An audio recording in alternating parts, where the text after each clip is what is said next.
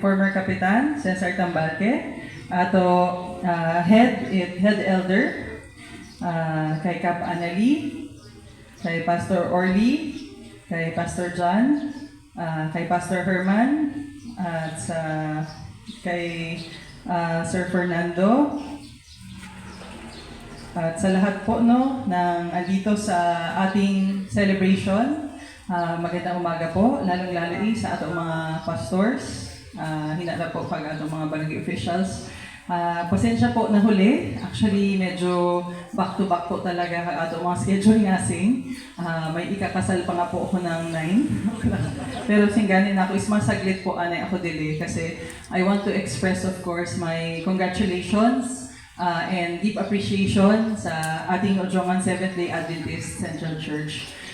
So, 95 years is not a joke, no? Napaka-laking achievement at accomplishment para sa ating simbahan to reach 95. And I know that the church in itself is even older. Yung 95 po is yung dito lang po sa Ojongan, tama po ba?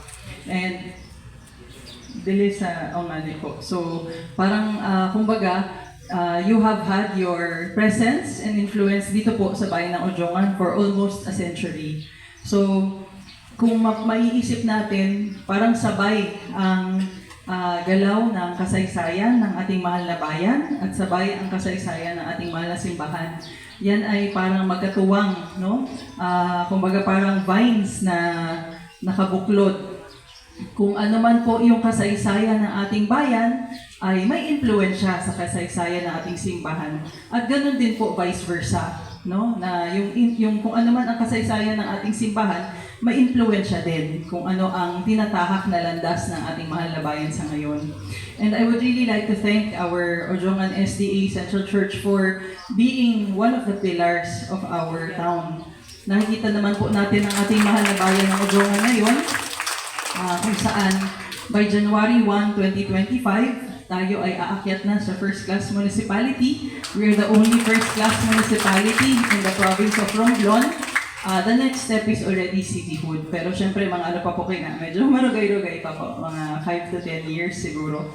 Pero the fact that we have reached this point and mas unti-unti na kinikilala ang ating bayan sa hindi lang sa buong probinsya o sa buong rehiyon, kundi sa buong Pilipinas bilang isa sa mga tinitingnan in terms of sa mga programa ng panggobyerno. Pero ang sikreto ng Ojongan kung bakit siya umuunlad ay yung presensya ng napakaraming mga pribadong sektor, kasama na po ang ating mahal na simbahan. No? Kasi hindi kakayanin kung gobyerno lang ang gumagalaw. So napakalaking bagay po na andyan po kayo